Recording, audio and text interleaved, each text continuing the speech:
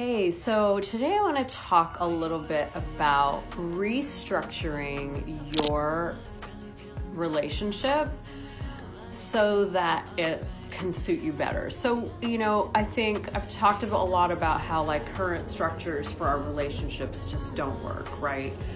We see a lot of infidelity, cheating, divorce, lying, things like that. There's a lot of pressure in relationships to be the one person who provides everything for your partner, or your partner has a lot of pressure to provide everything for you. Have romance with someone, there's an expectation that there's also going to be sex involved, and that expectation means that there must be a long-term relationship somewhere involved in there, and that means there must be intimacy, physical and emotional.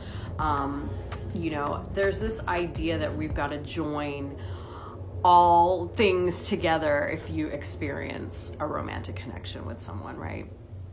They must somehow be all and your end all be all, right? I've talked about the relationship escalator, which is our culture's way of if we're romantic, we must be sexual, we must get on that escalator, the relationship escalator, and move to the next stage. We're constantly moving to the next stage, and if we're not, there's something wrong. Well, I want to help you sort of restructure all of that, number one. And number two, if you're already in a long-term relationship and you're feeling any sort of stress, neglect, rejection, resentment about anything, you can restructure your relationship. I'm going to talk about how to do that. One of the really most valuable tools I find that you can start today using is called the Relationship Anarchy Smorgasboard. So you probably, if you're not familiar with that, it's a tool that is used by the polyamorous community to help define different types of relationships. But you don't need to be polyamorous or non-monogamous to use this tool. I think it's valuable for everyone, even if you're in a monogamous situation, even if you're dating and you're not even in a full-time relationship. Check out the Relationship Anarchy Smorgasboard. Basically, you get to decide what is in your relationship and what is not involved in your relationship. And you get to pick and choose. So look at the smorgasbord, decide what you want in your relationship. Now, to restructure your current relationship, if you're in a current monogamous relationship, I want you to take a look at that. What is currently not working in your relationship? What has been an ongoing sore, tender spot in your relationship? And it's caused you to think about breaking up. It's brought you to the brink of breaking up. Even if you haven't talked about it, maybe you felt it personally. Think about those things that are currently in your relationship. And that's the very place that needs to be restructured. Now, maybe it's sex. Maybe there's so much pressure for each of you to be that one person that fits, that checks all the boxes. And maybe that thing that is,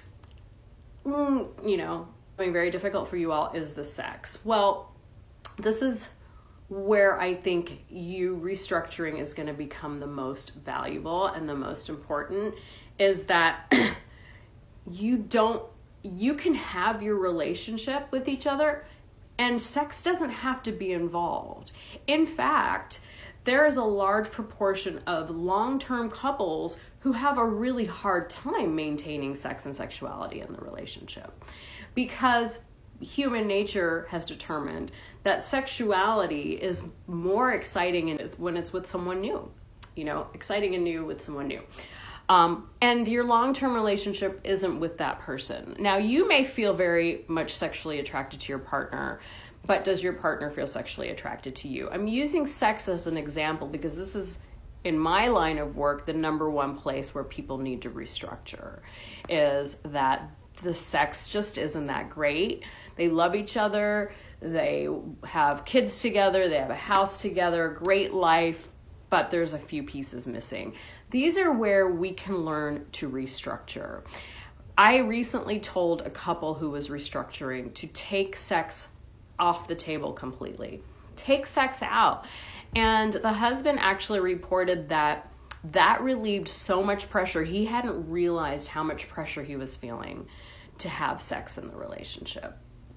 The same for the wife. She actually was feeling really, really dissatisfied with their sex life, and it was making her very angry, and she wanted to leave, but they have a child together. They live together. So you may have heard of conscious uncoupling. You can look that up as well. It's another tool that you can use if you're actually thinking about breaking up. But if you're not thinking about breaking up, if you want to stay together and you just want things to be easier, let's talk about restructuring your relationship. The things that you can do, maybe you don't want to take sex off the table. Maybe you do want to keep sex and you want it to be better. What can you do?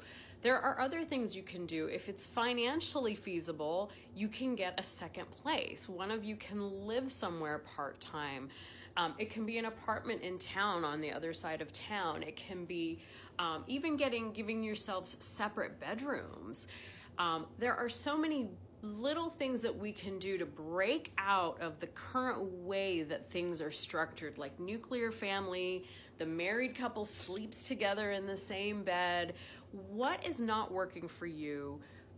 You and your partner look at that stat sheet together, determine what's not working for you, and come up with a bunch of options, as far-fetched as they seem. Like, maybe in your relationship, it is far-fetched to think that you guys would have separate bedrooms, or that one person would live somewhere else, or that someone might take on a boyfriend. You know, there's so many different ways these can be restructured. And there's no one right way. Like, every relationship is different, and every partner in each relationship can talk to each other, figure out what works for your dyad, for the two of you, and restructure it based on that. And look, it doesn't need to happen today. It doesn't even need to happen within the next month, but I want you to start having conversations together about this. Just start talking about it. Because without talking about it, if you're just harboring it inside, you're just going to want to break up and leave. And we don't have to be dismantling our relationships, everyone. We don't have to walk away from something because one piece is not working. We can figure it out by restructuring it. So start having those conversations today. This is just part one. I'll be back with part two, but I hope to see you soon. Thanks.